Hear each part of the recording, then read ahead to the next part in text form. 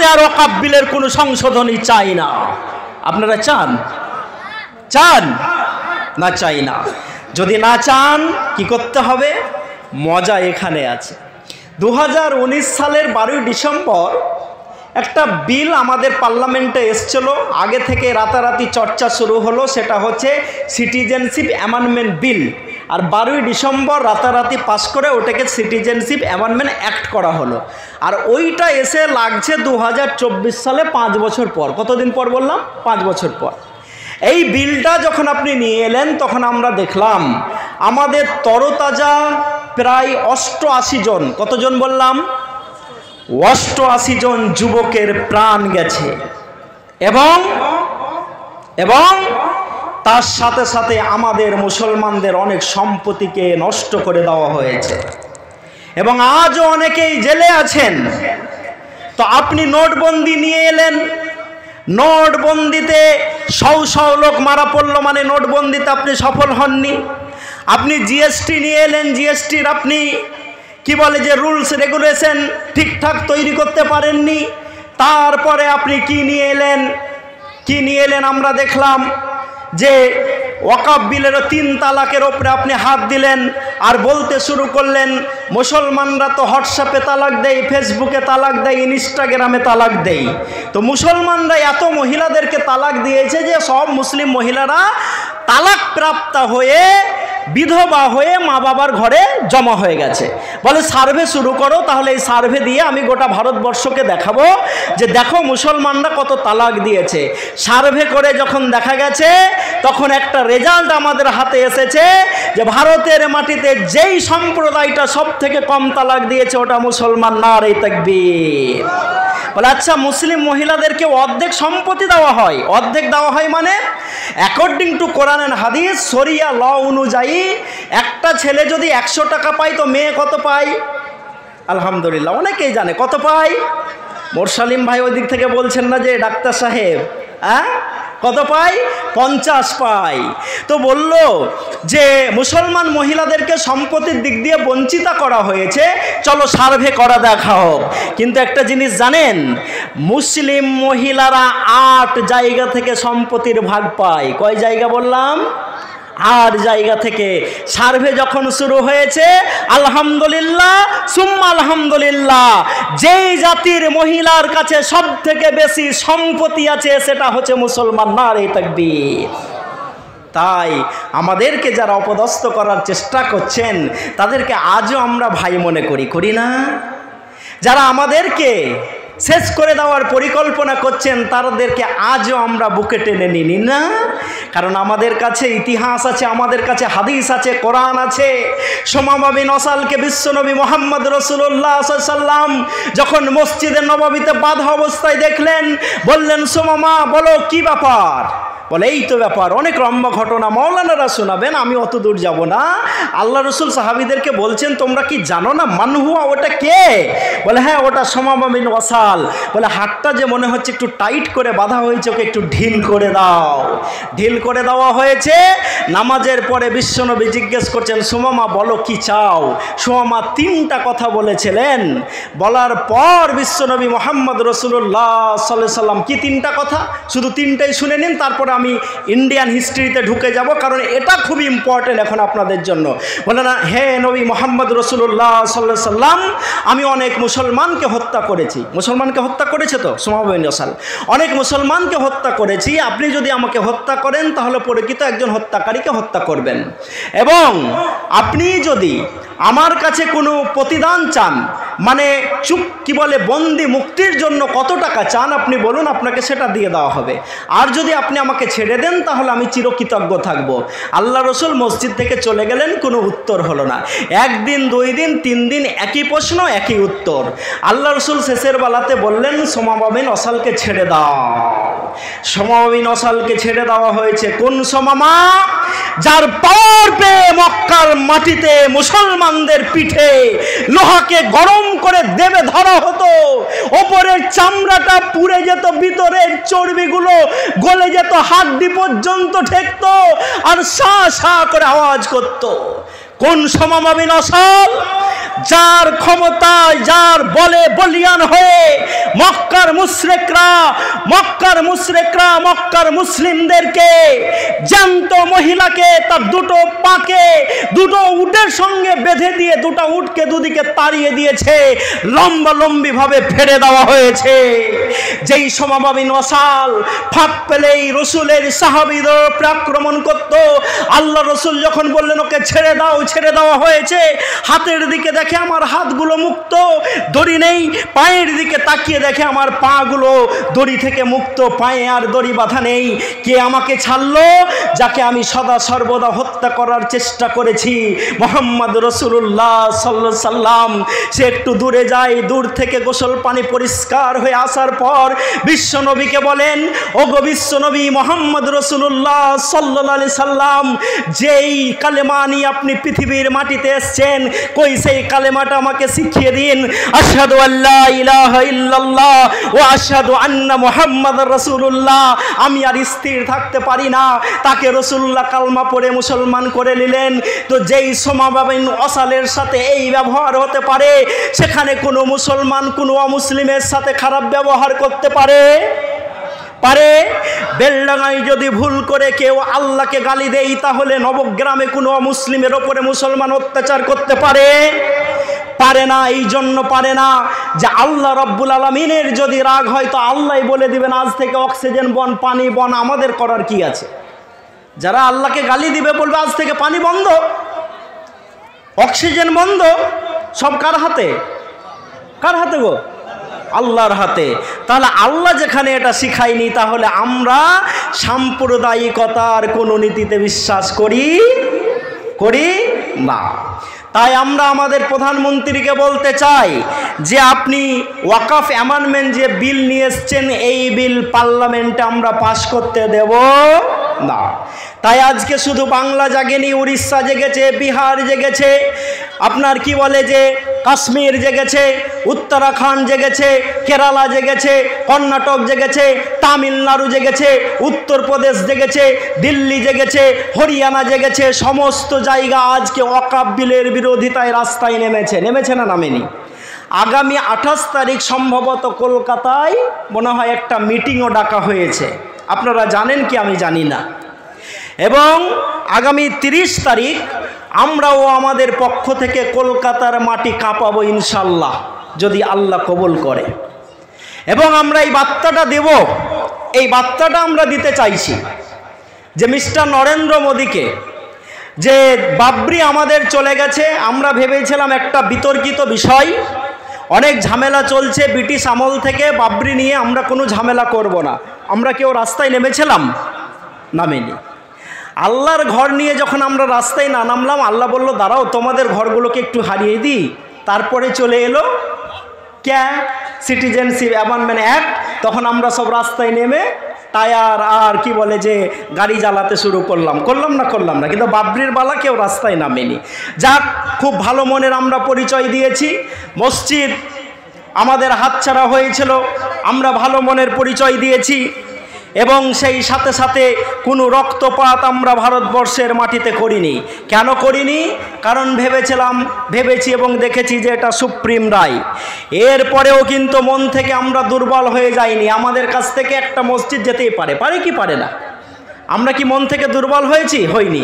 কিন্তু যখন আপনি আবার প্ল্যানিং করে আমাদের প্রতিটা মসজিদে, মাদ্রাসাতে, খানকাতে হাত দিতে শুরু করলেন, তখন কিন্তু আর ভারতবর্ষের মুসলমান বসে নেই, আছে। দেখছেন সোশ্যাল মিডিয়াতে রাস্তায় সবাই নেমেছে না নামেনি? নেমেছে। এবং আমি হাবিবুল্লাহ আপনাদেরকেও বলছি যে বলুন আপনারা আল্লাহকে সাক্ষী রেখে যে আল্লাহ, আমাদের শরীরে এক বিন্দু রক্ত থাকা পর্যন্ত আমরা আমাদের মসজিদ মাদ্রাসাকে হাতছাড়া করব না ইনশাআল্লাহ। বলেন ইনশাআল্লাহ। এই মসজিদ মাদ্রাসা আমরা রক্ত দিয়ে গড়েছি। রাসূলুল্লাহ সাল্লাল্লাহু আলাইহি ওয়াসাল্লামকে যেমন উহুদের প্রান্তে তালহা বলছিলেন, নবী গো আপনি মুখ বার করবেন না যদি একটা তলোয়ার এসে আপনাকে লেগে যায়। নবী গো আপনি সামনে বেরিয়ে আসবেন না, কারণ আপনাকে যদি একটা ফলা এসে লেগে যায়, আমার জান চলে যাক, আমি চাই না আপনার কিছু ক্ষতি হোক। আজকে মসজিদ, মাদ্রাসা এবং ওয়াকফ বিল নিয়ে প্রতিটি মুসলমানের এরকম আওয়াজ তুলে বলতে হবে যে আল্লাহ, আমরা আমাদের জানের শেষ রক্তবিন্দু পর্যন্ত তোমার মসজিদকে রক্ষা করব ইনশাআল্লাহ। আচ্ছা, ওয়াকফ সংশোধনী বিল যদি পাস হয় কি হবে, এই পয়েন্ট কটা জেনে নিন। এখন যে এই মাদ্রাসাগুলো তৈরি হচ্ছে, এই মাদ্রাসাগুলোর মালিককে, ধরুন যে আমরা বলি যে এটা ওয়াকফ লিল্লাহ, আল্লাহর জন্য ওয়াকফ করা হয়েছে, কিন্তু এটার মালিক সেক্রেটারি, সভাপতি এবং কমিটি, তাই তো, যিনি যতদিন ক্ষমতাতে আছেন। মোদি গভর্নমেন্ট বলছেন যে এখানে শুধু মোতাআল্লি মসজিদ মাদ্রাসার কমিটি দিয়ে এটা চালানো যাবে না, এই ওয়াকফ সম্পত্তি যেগুলো আছে, এই ওয়াকফ সম্পত্তিগুলোর মালিকানা দিয়ে দাও ডিএম এর হাতে। কার হাতে? কার হাতে? ডিএম এর হাতে। আচ্ছা বলুন তো, ডিএম রঘুপুরের লোকের কথা শুনবে না না রাজ্য সরকারের কথা শুনবে? কার? রাজ্য সরকারের কথা শুনবে। আচ্ছা, এসপি আমাদের কথা শুনবে না রাজ্য সরকার, সেন্ট্রাল গভর্নমেন্টের কথা শুনবে? ওদের কথা শুনবে। তাহলে যদি ডিএম এর হাতে পুরো মালিকানা দিয়ে দেওয়া হয়, তাহলে আমাদের ওয়াকফ সম্পত্তিগুলো বাঁচবে? বাঁচবে? বাঁচবে না। এবং সেই সাথে সাথে বলা হচ্ছে যে শুধু মুসলমানদেরকে নিয়ে কমিটি করলে হবে না, অমুসলিমদেরকেও এর ভিতরে রাখতে হবে। কই দেবত্ব সম্পত্তিতে তো আমরা কোনো কমিটির অধিকার চাইনি, চেয়েছি। আসলে ব্যাপারটা হচ্ছে কি জানেন, এই ওয়াকফ বিল নিয়ে দেখতে দেখতে যখন আমরা দেখলাম যে ভারতবর্ষের মাটিতে যেই বোর্ডটার কাছে সব থেকে বেশি সম্পত্তি আছে, নাম তার কি? রেল। নাম তার রেল। সেকেন্ড পজিশনে যেটা আছে তার নাম হচ্ছে ভারতীয় সৈন্য, আর্মি, সেনাবাহিনী, যারা আমাদেরকে প্রোটেকশন দেয়। এবং তৃতীয় নম্বরে যেই বোর্ডটার কাছে সব থেকে বেশি সম্পত্তি আছে সেটা হচ্ছে ওয়াকফ বোর্ড। বলেন আলহামদুলিল্লাহ। এই ওয়াকফ বোর্ডের মালিকানাটা সেন্ট্রাল গভর্নমেন্ট, মোদি গভর্নমেন্ট নিয়ে নিতে চাইছে পুরোপুরি, যে এটা আমরা করতে দেব না। তো আমরা যেটা দান করে গেল আমাদের পূর্বপুরুষরা, আমাদের দাদারা 10 টাকা 20 টাকা করে দিয়ে আমরা এই মাদ্রাসাকে তৈরি করলাম, এই মাদ্রাসা কি আমরা মোদি সরকারকে দিয়ে দেব? দিয়ে দেব না। তাহলে এইরকম মোদি কি আমাদের ওপরে শুধু এবারই এসছে না এর আগে এসছে? খবর আছে আপনাদের কাছে? নাম একটা বলুন তো। মুসা আলাইহিস সালামের জামানাতে একটা এইরকম এসছিল, নাম তার ফেরাউন। মুসা আলাইহিস সালামকে হারাতে পেরেছে? পারেনি। আচ্ছা, ইব্রাহিমের সমাতে একজন এসছে, নাম তার নমরুদ। মুহাম্মদুর রাসূলুল্লাহ সাল্লাল্লাহু আলাইহি সাল্লামের জামানাতে এসছে, নাম তার আবু জেহেল, আবু লাহাব। এবং তারপরে আমরা দেখেছি, যেই লোকগুলো প্রতিজ্ঞা করে বলেছিল মুসলিমদের মাথা কেটে কেটে পিরামিড বানিয়ে দাও, এত আলেমের মাথা কাটা হয়েছে, মুসলমানের মাথা কাটা হয়েছে, পিরামিড তৈরি হয়েছে, কিন্তু পৃথিবী থেকে ইসলাম মুছে যায়নি। নারে তাকবীর। তাই যারা আজকে ফেরাউনের ভূমিকা পালন করছেন তাদেরকে আমরা বলতে চাই যে 2023 সালের সেপ্টেম্বর মাস থেকে 12 কিলোমিটার চওড়া আর 42 কিলোমিটার লম্বা একটা ছোট্ট জায়গা গাজা, যেখানে তোমরা 50,000 1 লাখ মানুষ মেরেছো, এবং এই রকম কথা তোমরা ঘোষণা করেছো যে এই পৃথিবীর মতো 100টা পৃথিবীকে আমরা একসঙ্গে শেষ করে দিতে পারি, তারপরেও গাজাকে তোমরা শেষ করতে পারোনি। পেরেছো? পারোনি। তাহলে আমাদের ওপরে এরকম অনেক বিপদ গেছে, কিন্তু এই বিপদগুলোকে আমরা গায়ের ধুলার মতো, মাছির মতো তেড়ে দিয়েছি, মাথা আমরা নত করি না।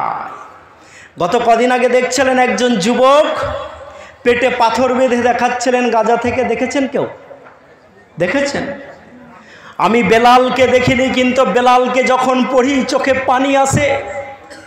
তার মালিক তাকে কষ্ট দিত, কিন্তু মিস্টার নরেন্দ্র মোদীর আমলে আমি সেই হাফিজ সাহেবকে দেখেছি, যাকে দিল্লির মাটিতে ওয়ান রেকর্ড ক্যামেরার সামনে কুত্তার বাহিনীগুলো, বাঘ তো তাদেরকে বলা যাবে না, সেই কুত্তার বাহিনীগুলো, হায়েনাগুলো একসঙ্গে আমার হাফেজকে মেরেছে।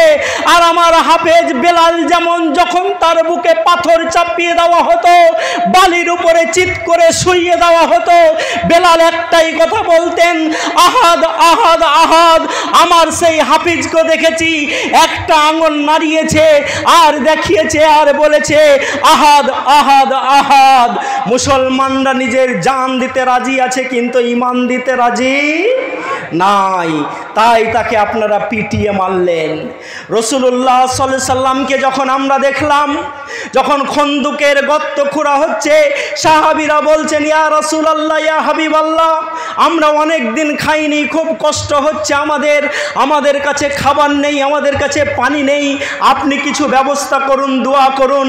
আল্লাহ রসুল মুহাম্মদ রাসূলুল্লাহ সাল্লাল্লাহু আলাইহি সাল্লাম নিজের পাঞ্জাবি জুব্বা তুলে দিয়ে দেখিয়েছেন যে দেখো, তোমরা যে কদিন থেকে খাওনি, শুধু এটা নয়, আমি মুহাম্মদ আমার পিঠটা যাতে শক্ত থাকে, পেটটা যাতে ভিতর দিকে পুরো না ঢুকে যায়, তাই 3খানা পাথর বেঁধে রেখেছি। আমি সেদিন গাজার একজন 40 বছরের যুবককে পেটে পাথর বেঁধে বলতে শুনলাম, হে মুহাম্মদুর রাসূলুল্লাহ সাল্লাল্লাহু আলাইহি সাল্লামের উম্মত, যেদিন কিয়ামতের মাঠে নবী আদম বলবে নাফসি নাফসি, জলিল কদর নবী মুসা আলাইহিস সালাম বলবেন নাফসি নাফসি, ইব্রাহিম আলাইহিস সালাম বলবেন আল্লাহ আজকে আমার জীবন, আমার বাবা আজরের কি হবে জানি না, বাপ ছাড়া নবী ঈসা আলাইহিস সালাম যেদিন বলবেন নাফসি নাফসি নাফসি, সেদিন একজন নবী, পিয়ারা নবী একটাই কথা বলবেন, ইয়া উম্মতি ইয়া উম্মতি। আমরা তাকিয়ে দেখব কে তিনি, দেখব মুহাম্মদুর রাসূলুল্লাহ সাল্লাল্লাহু আলাইহি সাল্লাম। সেই মুহাম্মদ সাল্লাল্লাহু আলাইহি সাল্লাম যেমন পেটে পাথর বেঁধে দেখিয়েছেন, গাজার একজন 40 বছরের যুবক পেটে পাথর দেখিয়ে 200 কোটি মুসলমান সহ 800 কোটি মানুষকে দেখিয়েছে আর বলেছে, হে মুহাম্মদের উম্মত, তোমরা কোথায়? দেখো আমরা গাজার লোকরা খাবারের অভাবে পেটে পাথর বেঁধে রেখেছি, আমরা ওষুধ পাই না, কারো হাত কেটে গেছে, কারো পা কেটে গেছে, কারো পেট উড়ে গেছে। আমি যখন বাড়ি ঢুকি, আমার 1.5 বছরের ছোট্ট মেয়েটা আমার কাছে জড়িয়ে ধরে, এসে বলে আব্বু কোথায় গেছিলে? আমার 6 বছরের বাচ্চাটা জড়িয়ে ধরে আর বলে আব্বু কোথায় গেছিলে? সেই বাচ্চাটার লাশ, সেই বাচ্চাটার ভাঙা পা, সেই বাচ্চাটার ছিন্ন বিচ্ছিন্ন দেহ নিয়ে আমি যদি হাতে নিয়ে দেখাতে হয় যে দেখো এটা আমার বাচ্চা, তাহলে আমার মনটা কি হতে পারে?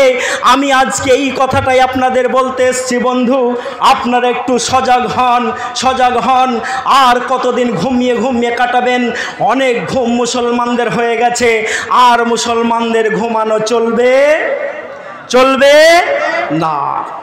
আসুন, আপনাকে যে এই কথাটি আমি বলছিলাম, বলার জন্য হাতে কাগজ নিলাম, সেটা হচ্ছে আপনাদের সামনে আমি মনে হয় কোনোদিন ইউসিসি নিয়ে কথা বলিনি। বলেছি? শুনেছেন? ইউসিসি নিয়ে কথা বলিনি। ভালো আছেন কাকা? ঠিক আছে, আপনি বলবেন নাকি? না, কিচ্ছু বলবো না, একদম। ইউসিসি নিয়ে কথা বলিনি। আমার সম্মানীয় কাকা এসছেন আর কি, বসেন কাকা, অলওয়েজ ওয়েলকাম। আমরা সবকে আমন্ত্রণ জানাই। কোরআন শুধু মুসলমানের নয়, মুসলমানের কোরআন হুদাল্লিন নাস, কার জন্য? বিশ্ব মানবতার মুক্তির জন্য। তাই এইরকম সম্মানীয় লোকেরা আমাদের স্টেজে আসবেন, মর্যাদা বাড়বে ইনশাআল্লাহ। আসুন, আমরা সবকে ওয়েলকাম জানাচ্ছি। আমার হাতে একটা রিপোর্ট আছে যে হরিয়ানায় পিটিয়ে খুন হওয়া সাবিরের বাড়িতে থাকা মাংস গোমাংস নয়। দেখতে পাচ্ছেন আপনারা? অত দূর থেকে দেখতে পাবেন না, আপনি দেখতে পাচ্ছেন? আপনি একটু বলে দিন না যে আমি যে কথাটি বললাম ঠিক, হাত তুলে বলে দেন। জি ঠিক, ঠিক আছে। তো সাবিরের বাড়িতে যেই মাংসটা পাওয়া গেছে এটা গোমাংস নয়। তো সাবিরকে যে পিটিয়ে মারা হলো হরিয়ানাতে, সাব্বিরকে যে হরিয়ানাতে পিটিয়ে মারা হলো, এর জবাব নরেন্দ্র মোদীকে দিতে হবে না? হবে না? আপনারা জবাব চান না? চান না? কথা বলছেন না যে চান না? চান না? চান। আপনি গোমাংসের মিথ্যা অজুহাতে সাব্বিরকে পিটিয়ে মারবেন, আর 4খানা ইন্ডিয়ার সব থেকে বড় গোমাংসের কোম্পানির মালিক আপনার বন্ধু হবে, আর ইলেকট্রাল বন্ডের নাম করে আপনি লক্ষ কোটি টাকা নেবেন, এটা আমরা হতে দিব না। নারে তাকবীর। তাই ওয়াকফ নিয়ে আমাদের আওয়াজ উঠবে। আমাদের মসজিদের দিকে তাকানো, যেই বাবরিতে প্রথম আঘাত করেছিল তিনি লা ইলাহা ইল্লাল্লাহ মুহাম্মাদুর রাসূলুল্লাহ পড়ে মুসলমান হয়ে গেছেন। নারে তাকবীর। যারা মক্কা থেকে বিশ্বনবী মুহাম্মদুর রাসূলুল্লাহ সাল্লাল্লাহু আলাইহি সাল্লামকে জানে মেরে দেওয়ার পরিকল্পনা করেছিল, সেই সাহাবীদেরকে দেখেছিলাম। রাসূলুল্লাহ সাল্লাল্লাহু আলাইহি সাল্লাম যখন মক্কা এলেন বিজয়ের বেশে, তখন তারা কাবা শরীফে আল্লাহু আকবার আশহাদু আল্লা ইলাহা ইল্লাল্লাহর বাণী তুলে মক্কার বাইতুল্লাহতে আজান দিয়েছিল না দেয়নি? দিয়েছিল না দেয়নি? দিয়েছিল। আমি তো বাবরি ভাঙার খলনায়ক মিস্টার লাল কৃষ্ণ আদবানির বাড়িতে তার ভাতিজিকে লা ইলাহা ইল্লাল্লাহ মুহাম্মাদুর রাসূলুল্লাহ পড়ে মুসলমান হতে দেখেছি, এবং তার বাড়িতে একটা বাচ্চা জন্মগ্রহণ করেছে, নাম রাখা হয়েছে আসলাম। কেউ কি এটা বলতে পারে গ্যারান্টি দিয়ে যে আগামী দিনে যদি কোনো নতুন মসজিদে আজান দিতে হয় তো আসলাম বলবে আসসালাতু খায়রুম মিনান নাওম? বলতে পারে না? পারে না? পারে। ভাইয়েরা আমার, বন্ধুরা আমার, আসুন আমাদেরকে চোখ কান খোলা রাখতে হবে। আপনি ইলেকট্রাল বন্ডের নাম করে টাকা নিচ্ছেন, আর আপনি কি বলে যে আমাদেরকে পিটিয়ে মারার চক্রান্ত করছেন, এটা আমরা আর হতে দেব না। 2014 থেকে আপনারা যারা দায়িত্বে আছেন ইশারায় কথা বলবেন, না হলে সবারই তো টাইম নষ্ট। আমি 1 ঘন্টাই বলবো, বেশি বলবো না। এই জন্য বেশি বলবো না যে আবার আসবো তো আপনাদের এইখানে আসবো তো। কি নাম? কি নাম? না না, বিলবাড়ি নয়, এতে মাদ্রাসা। কি নাম গো ভাই? উপরডিহা আসবো ইনশাল্লাহ। সেদিন বেশিক্ষণ ধরে বলবো, কারণ আজকে আমার 2 জায়গাতে অলরেডি বক্তব্য দেওয়া হয়েছে, কালকে 2 জায়গাতে বক্তব্য দিয়ে আমি কলকাতা পালাবো। আপনি বলছেন যে আমরা ইউসিসি নিয়ে আসবো, ইউনিফর্ম সিভিল কোড, তাই তো? ইউনিফর্ম সিভিল কোড যদি আনা হয় তো মুসলমানের 4টা বিয়ে বন্ধ হয়ে যাবে। কটা বিয়ে বন্ধ হয়ে যাবে? আচ্ছা, রঘুপুরে একটা লোক দাঁড়িয়ে আমাকে এখন বলবে যে আমার 4টা স্ত্রী আছে, আমি 5000 টাকা দেবো। হ্যাঁ, একটা কি খিলাইতে পারি না? মোদি এত জিনিসপাতির দাম বাড়িয়ে দেবে 4টা। হ্যাঁ, তাহলে আমাদের নামে মিথ্যা অপবাদ দেওয়া হচ্ছে যে আমরা নাকি 4টা করে বিয়ে করি। এটা মিথ্যা অপবাদ। 4টা বিয়ে করার ছাড় আছে আপনার কাছে যদি আপনি আর্থিকভাবে স্বাবলম্বী হন, শারীরিকভাবে আপনার সক্ষমতা থাকে, আল্লাহ ছাড় দিয়েছেন, কিন্তু কেউ এখন আমরা করছি না। তো আপনি বলছেন ইউসিসি যদি হয় তো মুসলিম মহিলাদের সাথে ন্যায্য বিচার করা হবে। আমরা মুসলিম মহিলাদেরকে শিখিয়ে দিচ্ছি, এবং আপনারা ফেসবুকে যেয়ে বলবেন যে আমরাও একজন মহিলার ন্যায্য বিচার দাবি করছি। নাম তার জশেদা বেন, গুজরাটের মাটিতে মোদিদি ছেড়ে চলে এসছে, তো আগে ওকে দিল্লিতে আনা হোক। কথা বলছেন না? যে বলতে হবে কি হবে না? ও তো মুসলিম মহিলাদের জন্য নাকি চেষ্টা করছে, তো 4টা বিয়ে বন্ধ হয়ে যাবে। আলহামদুলিল্লাহ আমরা 4টা বিয়ে করি না। 4টা বিয়ের ছাড় দেওয়া আছে, কিন্তু কেউ করি না। আমি একটা ছবি আপনাদের সামনে তুলে নিয়ে এসেছি, দেখেন। একটা 18 মাসের বাচ্চা আর একজন মহিলা তাকে নিয়ে আছে, এবং তার পিছনে 5টা যুবক দাঁড়িয়ে আছে, দেখতে পাচ্ছেন? 5টা যুবক দাঁড়িয়ে আছে। এরা হচ্ছে একই বাপের সন্তান 5 জন, আর একই সঙ্গে একটা মহিলাকে 5 ভাই বিয়ে করেছেন। হ্যাঁ, দেখেছেন? করেছে। 5 জন বিয়ে করেছেন। করার পর এখানে একটা কথা লেখা হচ্ছে যে this has led to the confusion about the real biological father of her 18-month old son. এখন একটা বাচ্চা হয়েছে, বয়স তার 18 মাস। এখন 5 ভাইয়ের ভিতরে কার বাচ্চা এটা কেউ বলতে পারবে? পারবে? পারবে না। তো আমি অত লম্বাতে যাচ্ছি না, আমি শুধু মিস্টার নরেন্দ্র মোদীকে বলতে চাই যে মিস্টার নরেন্দ্র মোদী, আপনাকে আমরা বলতে চাই মুসলমানদের ওয়াকফ সংশোধনী বিল পার্লামেন্টে পাশ করার আগে বর্তমান ভারতে ইউসিসি নিয়ে আসার যে আপনি পরিকল্পনা করছেন, আগে এই মহিলারা যারা একসঙ্গে একই বাপের ওরসজাত 5টা ছেলেকে বিয়ে করছে, আগে এই বিয়েগুলোকে বন্ধ করেন, তারপরে মুসলমানদের দিকে আসবেন। তার আগে আমরা দেখতে দিব না ইনশাআল্লাহ। এবং আমি হাবিবুল্লাহ গোটা ভারত তন্ন তন্ন করে ঘুরেছি। দক্ষিণ ভারতের ব্রাহ্মণরা নিজের ভাগ্নিকে বিয়ে করাটা সব থেকে শুভ কাজ মনে করে, অপরদিকে উত্তর ভারতের ব্রাহ্মণরা নিজের ভাগ্নি তো দূরের কথা, 7 প্রজন্মের কাছাকাছি কোনো মহিলাকে বিয়ে করাটাকে ঘৃণার কাজ মনে করে। আমি আমার প্রধানমন্ত্রীকে বলতে চাই, আগে দক্ষিণ ভারত আর উত্তর ভারত মিলিয়ে দাও, তারপর মুসলমানের ওয়াকফ সংশোধনীর বিলের কথা ভাববে, তার আগে আমরা ভাবতে দিব না ইনশাআল্লাহ। রাস্তায় নামবো আমরা। আমাদের যেমন মুসলিম পার্সোনাল ল একটা অ্যাক্ট আছে, আদিবাসীদেরও একটা তাদের পার্সোনাল অ্যাক্ট আছে। জানেন, তাদের পার্সোনাল অ্যাক্ট অনুযায়ী করে কি করে না আমি জানি না, কিন্তু আমার কাছে হিসাব আছে যে একজন আদিবাসী মহিলা একসঙ্গে 50টা স্বামী রাখতে পারে। কটা বললাম? তা আমরা মিস্টার নরেন্দ্র মোদীকে বলতে চাই, আপনি কি ভেবেছেন এতদিন আমরা চুপচাপ ছিলাম? এতদিন বাবরি আমাদের কাছ থেকে গেছে, কিছু বলিনি। আমাদের কাছ থেকে আপনি একে একে সব যখন কাটতে শুরু করলেন, বাড়ি কাটছিলেন, তাও এত রাস্তায় নামিনি। কিন্তু ওয়াকফ সংশোধনী বিলে যেদিন থেকে আপনি হাত দিয়েছেন, ভারতবর্ষের প্রত্যেকটা জায়গা থেকে আজকে আন্দোলন শুরু হয়ে গেছে। বলেন আলহামদুলিল্লাহ। তাই আসুন, আমাদের ঘাবড়ানোর কিছু নেই, আমাদের ভয়েরও কিছু নেই। আমাদের ভয়ের কিছু আছে? আমি প্রথমেই বলেছি, ইন্নাল্লাহা আশতারা মিনাল মুমিনিনা আনফুসাহুম ওয়া আমওয়ালাহুম বিআন্না লাহুমুল জান্নাহ। জানটার মালটা বিক্রি হয়ে গেছে কার সঙ্গে? আল্লাহর সঙ্গে। পরিবর্তে কিসের? জান্নাতের। তাহলে মরতে কোনো মুসলমান ভয় করে? ওরে আমি তো সেই পিতাকে দেখেছি যেই পিতা চকলেট বিল্লি করে গাজাতে। জিজ্ঞেস করা হয়েছে তোমাদের বাড়িগুলো গড়িয়ে দেওয়া হয়, জিজ্ঞেস করা হয়েছে তোমাদের মেয়েগুলোকে তুলে নিয়ে গিয়ে ধর্ষণ করা হয়, জিজ্ঞেস করা হয়েছে তোমাদের 6 বছরের বাচ্চাগুলোকে খাবারের পরিবর্তে বোমা দেওয়া হয়, আর তুমি মিষ্টি বিলাচ্ছ। ব্যাপারটা কি হয়েছে?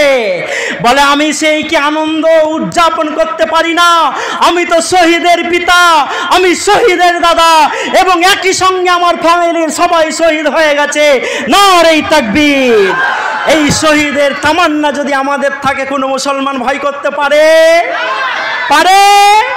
না? পারে না। কারণ আমরা বেচা কিনা করে নিয়েছি জান্নাতের সাথে। জান্নাত হচ্ছে তার বিনিময়, এবং ইনশাল্লাহ ওটা আমাদেরকে নিতে হবে। হবে না? হবে আমাদেরকে নিতে। আজকে আমাদেরকে চোখ কান খোলা রেখে যদি সামনে এগিয়ে না যাই বন্ধু, আমি সেই মহিলার কান্নাটা এখনো ভুলতে পারিনি। যেই মহিলাটা কদিন আগেই কাঁদতে কাঁদতে বলছিল, এইনাল আরব, আরবের লোকেরা কোথায়? যিনি কাঁদতে কাঁদতে বলছিলেন মুহাম্মাদের উম্মতরা কোথায়? আজকে রঘুপুরের মানুষ যারা শেষ আছেন, তার আমি শেষ দেখতে পাচ্ছি না। যারা ডানে আছেন তাদেরকে চিনতে পারছি না।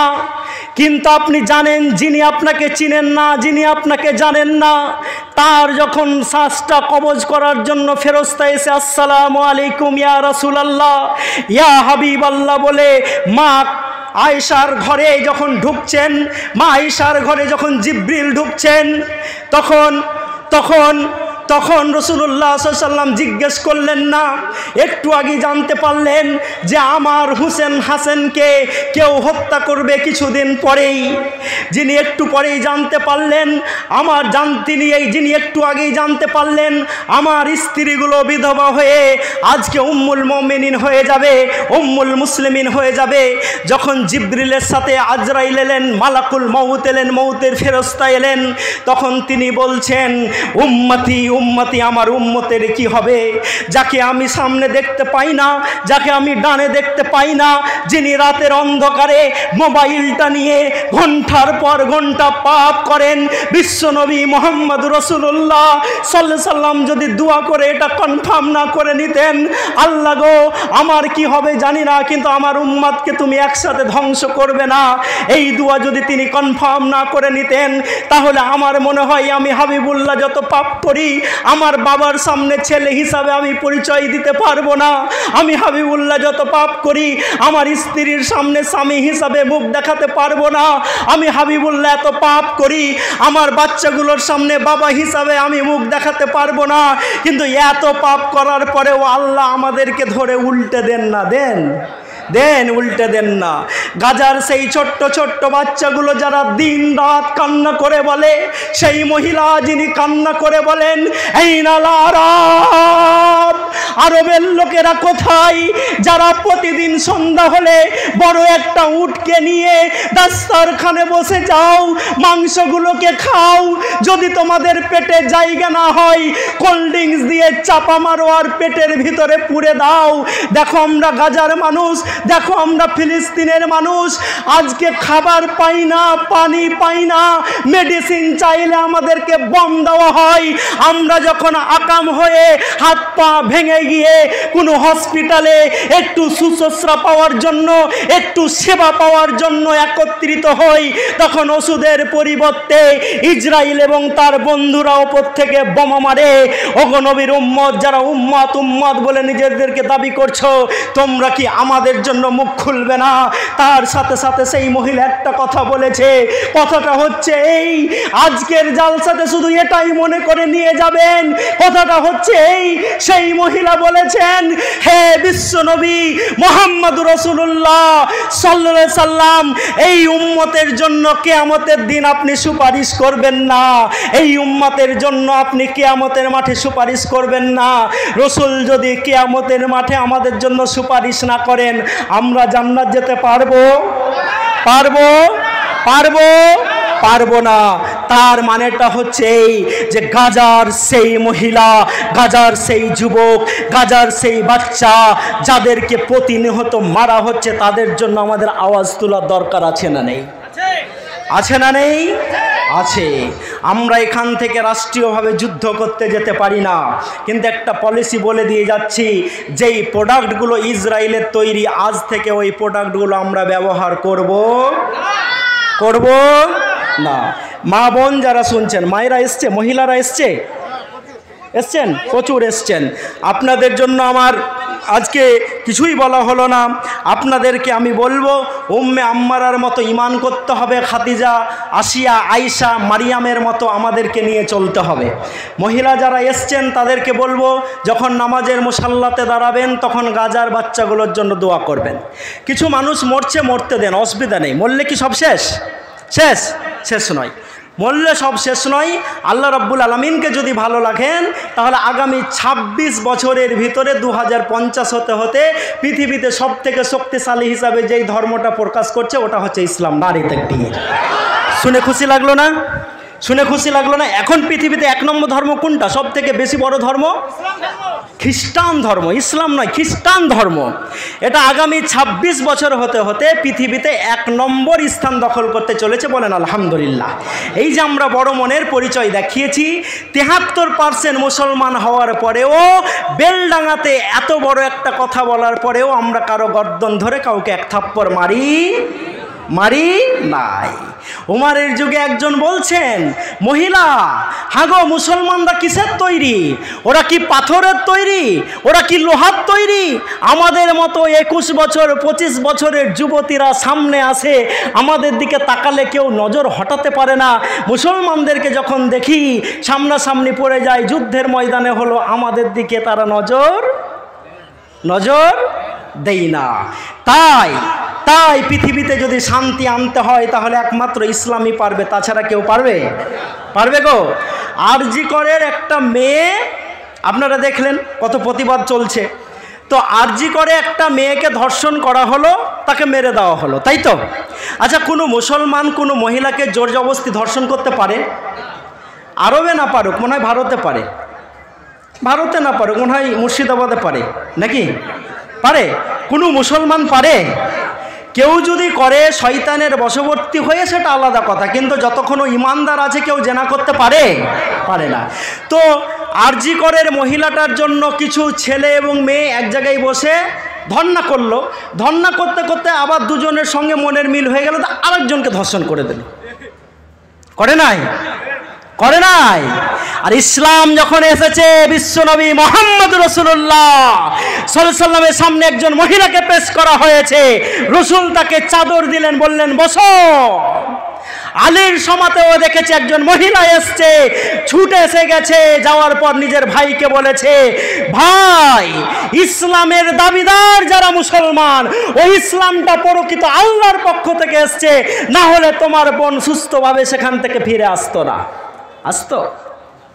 যারা হিউম্যান রাইটসের কথা বলে, মানব অধিকারের কথা বলে, তারা তাদের সঙ্গিনীদেরকে ধর্ষণ করে। আচ্ছা, মুরগির স্বাধীনতা কে চায়? মুরগির স্বাধীনতা কে চায়? শিয়াল চায়, একটা একটা করে ধরবো আর টপ টপ করে খাবো। তো ওয়াইজাল মাউদাত সুজ্জিলাত বেইয়ে জামবিন কুতিলাত, যেদিন জ্যান্ত পুঁতে দেওয়া মেয়েগুলোকে জিজ্ঞেস করা হবে, বলো কি জন্য তোমাদেরকে হত্যা করা হয়েছে। তো আরজি করের কোনো একজন মহিলা বিশ্বনবী মুহাম্মদ রাসূলুল্লাহ সাল্লাল্লাহু আলাইহি সাল্লাম বললেন, ওরে ইসলাম যদি প্রতিষ্ঠিত হয়, তো একজন মহিলা সে 28 বছর হতে পারে, 18 বছর হতে পারে, 22 বছর হতে পারে, একটা ঘোড়া নিবে, একটা উট নিবে, একাকী রাস্তার পর রাস্তা, রাতের পর রাত, দিনের পর দিন সে ঘোড়া ডাকিয়ে চলে যাবে। রাস্তায় তাকে ধরে কেউ জিজ্ঞাসা করবে না, বোন তুমি কোথায় যাবে, বা কোথায় তোমার বাড়ি, বা তোমার সঙ্গে আমাকে রাত কাটাতে হবে। তাই আমরা দেখেছি শান্তি একমাত্র পৃথিবীতে দিতে পেরেছে ইসলাম। ইসলাম ছাড়া কেউ পারে নাই। তাই আমরা মিস্টার নরেন্দ্র মোদীকে বলতে চাই যে আপনি আমাদের প্রধানমন্ত্রী, আপনি আমাদের সম্মানীয় চেয়ারে বসে আছেন। দেশের যখন চেয়ারে বসে আছেন তখন ওটা সম্মানের পদ তো, নাকি? তাই তো যখন দুবাইয়ের মাটিতে, ইউনাইটেড আরব আমিরাতে মন্দির তৈরি হয়, তো মন্দির উদ্বোধনে করার জন্য আমার দেশের প্রধানমন্ত্রীকে ডেকে নিয়ে যাওয়া হয় না? ইসলামের এটাই শিক্ষা।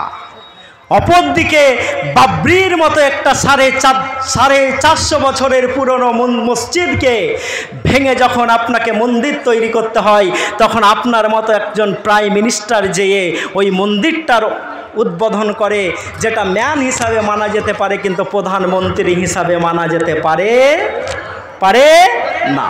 তাই ভাইয়েরা আমার, বন্ধুরা আমার, আমাদেরকে আওয়াজ তুলতে হবে অকাফ বিল নিয়ে, অকাফ সংশোধনী বিল নিয়ে। ইনশাল্লাহ যারা পারবেন 28 তারিখ যাবেন, যারা পারবেন 30 তারিখ যাবেন, এবং সব জায়গাতেই মাওলানারা হোক, মৌলভী সাহেবরা হোক, আলেমরা হোক, বক্তারা হোক, সব জায়গা জালসা থেকে সব প্রতিবাদ হবে। একজন যদি প্রতিবাদ করে ওটা টার্গেটে পড়বে, যদি সবাই প্রতিবাদ করে তো টার্গেটে পড়বে না। সবাইকে করতে হবে। খান আব্দুল গাফফার খানকে ইংরেজরা বলছে স্বাধীনতা করার জন্য এত লড়াই করার কি দরকার? বলে আমি লড়াই করব না, কিন্তু আমার যে পাঠানগুলোকে গুলি করা হয়েছে, মারা হয়েছে, ইংরেজরা যে গুলি করেছে, ওই পাঠানগুলোর পোস্টমর্টেম করা হোক, আর দেখা হোক যে তাদের পিঠে গুলি লেগেছে কিনা। যদি একটাও পাঠানের পিঠে গুলি লেগে থাকে, আমি কথা দিয়ে বলছি আর ভারতের জন্য স্বাধীনতার যুদ্ধ আমি করব না। 3 দিন ধরে পোস্টমর্টেম করা হয়েছে, হয়েছে, ময়না তদন্ত করা হয়েছে, দেখা গেছে একটাও পাঠানের পিঠে গুলি লাগেনি, প্রত্যেকটা পাঠানের বুকে গুলি লেগেছে। নারে তাকবীর। এই দেশকে আমরা এত ভালোবেসে স্বাধীনতা এনে দিয়েছি, এই দেশকে দ্বিতীয়বার আমরা হারাতে চাই না। এর জন্য আমাদের যা করার করতে হবে এবং এগুলো গণতান্ত্রিক পদ্ধতিতে আমাদেরকে করতে হবে। এবং যেই লোক যার হাতে গুজরাটে রক্ত লেগে আছে, যার হাতে দিল্লির আমার যেই ছোট্ট মেয়েটা যার কদিন আগে বিয়ে হয়েছে, হাত দেখিয়ে বলছে দেখো আমার হাতের মেহেন্দি শুকায়নি কিন্তু স্বামীটাকে মেরে দেওয়া হয়েছে।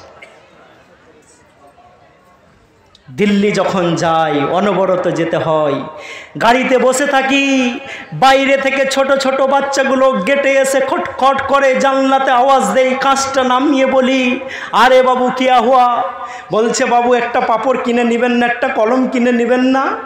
অবশ্যই নিব, কিন্তু তোমার তো এখন পড়ার টাইম, কেন তুমি কলম বিক্রি করছো, কেন তুমি পাপড় বিক্রি করছো? কান্না করে দিয়ে বলে দিল্লির মাটিতে কেউ বা কারা সন্ত্রাসবাদী আক্রমণ করে সাম্প্রদায়িক দাঙ্গার নাম করে আমার বাবাকে মেরে দিয়েছে। বাড়িতে মা আর বোন আছে, যদি পাপড় বিক্রি করে 50 টাকা আমার মায়ের হাতে না তুলে দিতে পারি তাহলে আমার বাড়িতে রান্না হবে না। রঘুপুরের মানুষ, নবগ্রামের মানুষ, মুর্শিদাবাদের মানুষ এবং ভারতবর্ষের 140 কোটি মানুষ, হিন্দু না মুসলিম, ওই জিজ্ঞাসে কোনজন কান্ডারি বলো মরিছে সন্তান মোর মার, মরিছে মানুষ সন্তান মোর মার। মান কাতালা নাফসান বেগাইরে নাফসিন আও ফাসাদা ফিল আরজ। ওরা হিন্দু না মুসলিম ওটা জিজ্ঞেস করতে হবে না, ওটা মানুষ মরেছে, মানুষ অনাথ হয়েছে। ওটা হিন্দুর মেয়ে না মুসলমানের মেয়ে, এই নিয়ে গলা ফাটাতে হবে না। আমি হাবিবুল্লাহ আরজি কর নিয়ে যত জায়গাতে যেভাবে গলা ফাটিয়েছি, সেরকম ভাবে আমি গুজরাটের ওই মেয়েদের জন্য গলা ফাটিয়েছি, আসিফার জন্য গলা ফাটিয়েছি, আফরাজুলের স্ত্রীর জন্য গলা ফাটিয়েছি। যেই মহিলাটা কালিয়ে চোখে আজও একটা বালিশকে মুখের সামনে দেবে ধরে বলে আল্লাহ আমার এই সন্তানগুলোর মুখে খাবার তুলে দেওয়ার জন্য তার বাবা নেই, এই দুঃখ আমি কাকে শোনাবো, কাকে দেখাবো? তুমি তোমার আর্টস থেকে ফাইসালা করে দাও। হে রঘুপুরের মানুষ, এই নিয়ে যদি আপনার মাথা ব্যথা না হয়, আমি হাবিবুল্লাহ দায়িত্ব নিয়ে বলে যাচ্ছি, অ্যাকর্ডিং টু হাদিস এবং কোরআন আপনি পরিপূর্ণ মুমিন হতে পারেন নাই।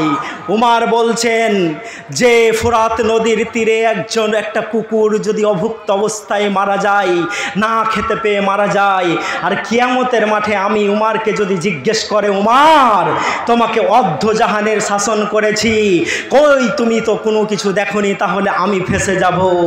উমার যদি ফেঁসে যেতে পারেন, আবু বকর যদি ভুল করে একটা খেজুর খাওয়ার পর মুখের ভিতরে হাত ঢুকিয়ে খেজুরটাকে বমি করে দেওয়ার পর নিজের জিভটাকে ধরে বলতে পারেন আবু বকর এই খেজুর খাওয়ার তুমি দাবিদার নও, এটা গনিমতের মাল, তোমার পেটে এত ক্ষমতা নেই যে জাহান্নামের আগুন তুমি ভক্ষণ করতে পারো, এখনই খেজুরটাকে মুখ থেকে বার করে দাও। আবু বকর যদি এরকম কান্না করতে পারে, উমার যদি এরকম ভাবে শাসন করতে পারে, রসুলের স্ত্রী আল্লাহ রসুলকে বলছেন আল্লাহ রসুল গো, এতক্ষণ ধরে মসজিদে আপনি দাঁড়িয়ে আছেন আর ঘরে আপনি দাঁড়িয়ে নামাজ পড়ছেন, পাগুলো ফুলে গেছে এবং কাঠের মতো আপনি দাঁড়িয়ে আছেন, আল্লাহ রসুল আপনার সামনের গুনাহ মাপ, আপনার পিছনের গুনাহ মাপ, আপনি এতক্ষণ কেন নামাজ পড়েন?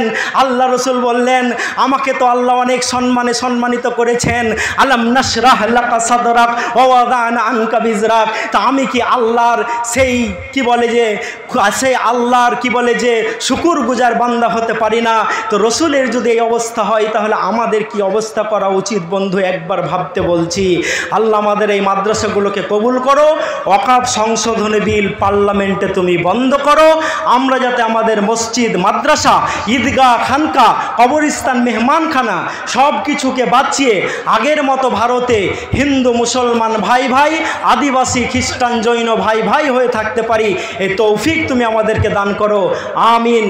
পরিশেষে একটা কথা, ওইদিকে মোরসালিম ভাই বসে আছেন, আপনার মাদ্রাসা থেকেও গেছিলেন, এই বছরে আমরা একটা স্কুল করেছি, হাইব্রিড মডেল স্কুল, যার নাম হচ্ছে আল ফুরকান একাডেমি, যেটা 5টা ডিস্ট্রিক্টে এখন পর্যন্ত আছে কি আমার জানা নেই।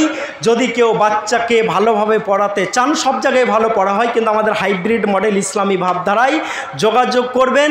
এই বছর আমরা 1000 ছেলে এবং মেয়ে নিয়ে শুরু করছি, আলহামদুলিল্লাহ। আল্লাহ আমাদেরকে কবুল করুক। আসসালামু আলাইকুম ওয়া রাহমাতুল্লাহি ওয়া বারাকাতুহু।